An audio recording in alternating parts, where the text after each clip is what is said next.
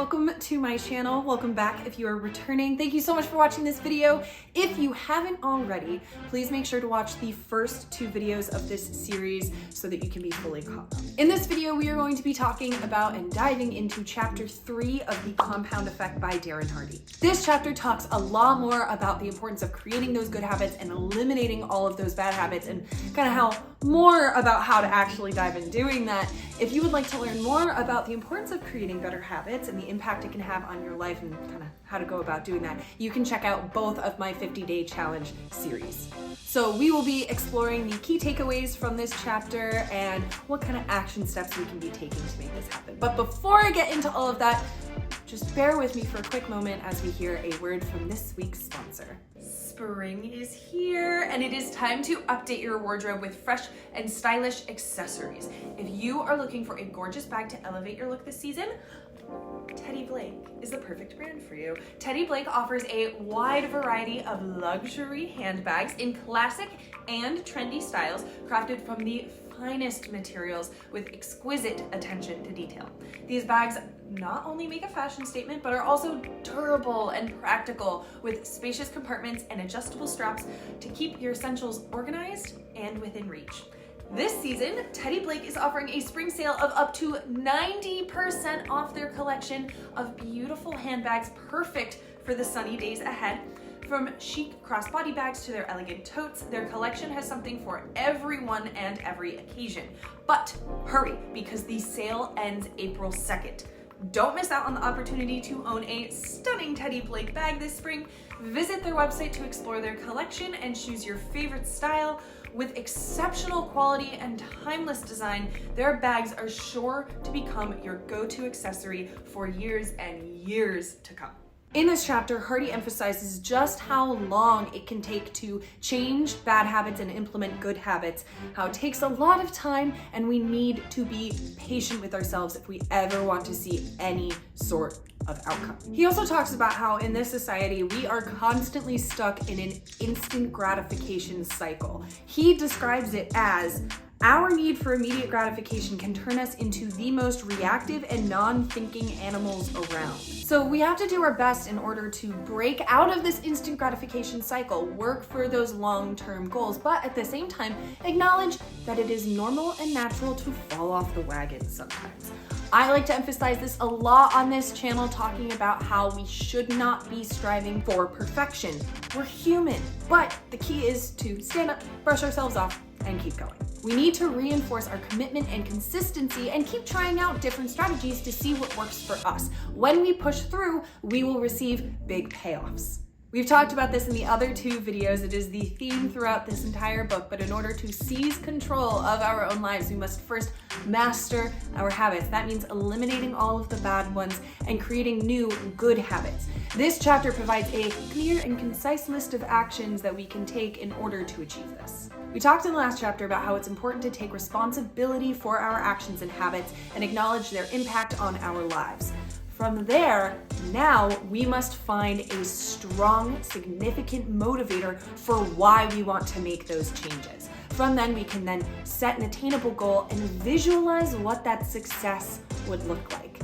From there, we need to eliminate the bad habits that are holding us back from that and create those new healthy habits that are going to help elevate us towards those goals. This is what he calls our why power. He says that if your why power isn't great enough, you'll end up like every other person who makes a New Year's resolution and gives up.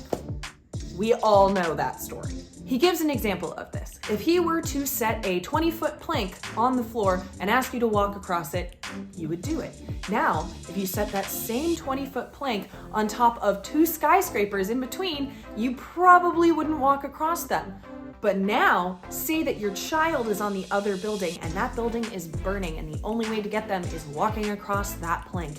You're probably gonna do it. It's an extreme example, but it goes to show this power of a strong why power. You have to find a why power that gets you to walk across to the burning building. And a great place to start to question whether your why power is going to be strong enough is ask yourself whether it is rooted in emotional or material. If it's more material, you're focusing on achievement when you should be focusing on feeling fulfilled, the emotional side of it. We've all heard the example of the sad, rich millionaire, right? He has everything that you imagine you would need to be happy, but for some reason, he isn't.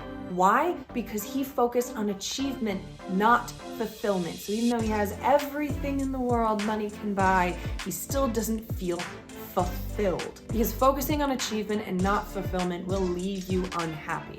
Obviously, that is not to say that a rich man cannot be happy.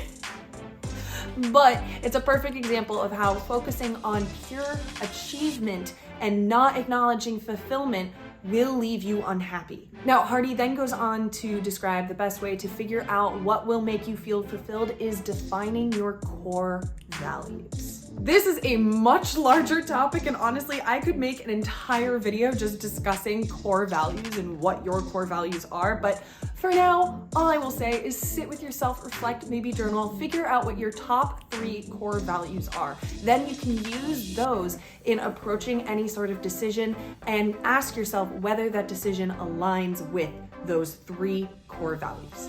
Another source of why power that he defines in this is anger or fight, which is very true.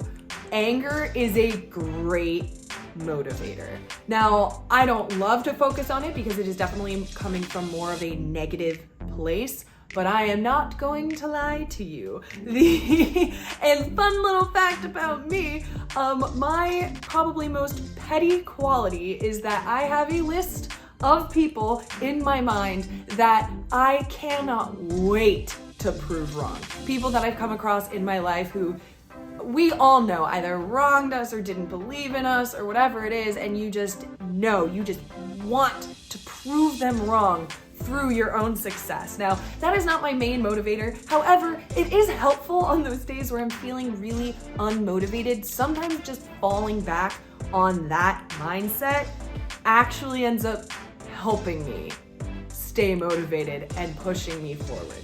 Sometimes it is a good source for a why power.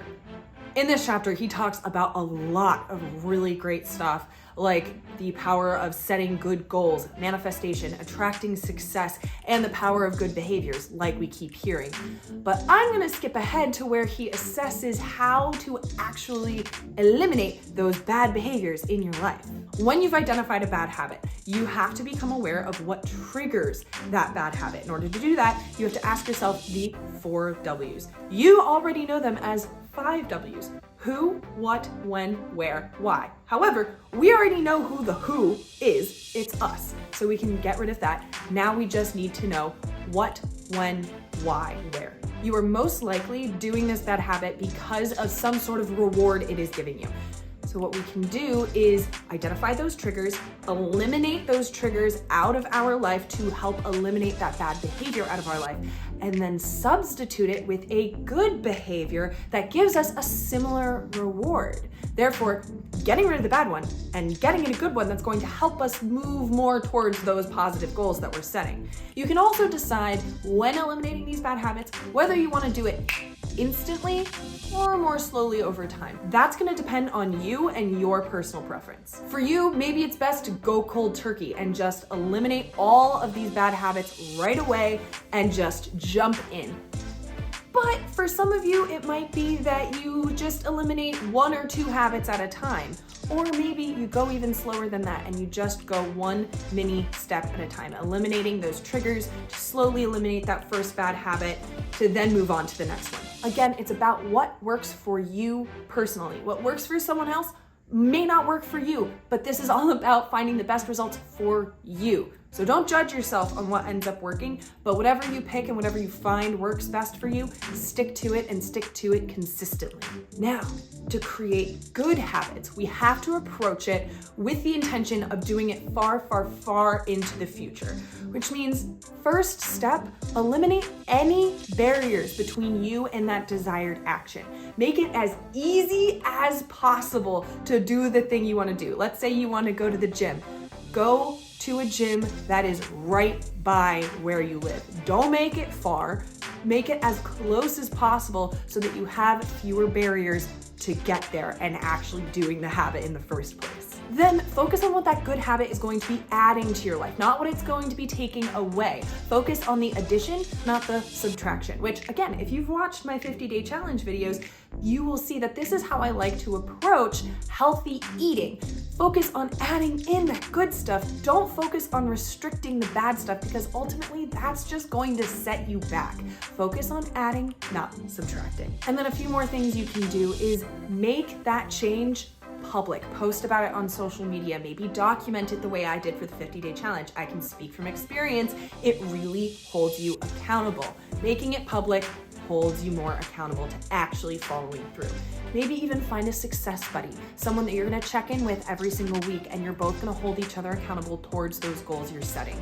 Another thing that can help with it is to create a little bit of competition. Maybe that success buddy and you are in it to see who can stick to it for the longest streak, or find some way to gamify it or create that competition to help push you forward even more. And then remember to celebrate. It's important to celebrate and reward ourselves when we do these things and we start implementing those healthy habits, because you're doing it. You are doing the thing that is going to be better for you. So reward yourself for that, even if it's just small wins. But the most important thing to remember is stay patient. This again is the compound effect. It does not happen quickly. This is something that happens over a long, long period of time. So stay patient and stay consistent. And that is it for chapter 3. We found that eliminating bad habits and creating new good habits takes both time and patience, and that we have to reinforce our commitment and consistency while trying out different strategies until we find something that works for us. And by mastering our habits, we can take control of our lives and achieve our goals. This chapter's action steps are to identify your 3 best habits that are supporting your most important goal, then identify 3 bad habits that are taking you off course from that goal. Then identify 3 new habits that you need to develop to put you back on track towards achieving that goal. Then you need to identify your core motivation. What gets you fired up to achieve big things? And then lastly, what is your why power?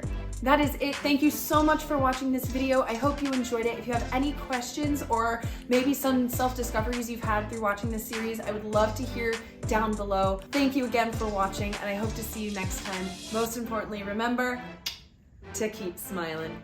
Bye.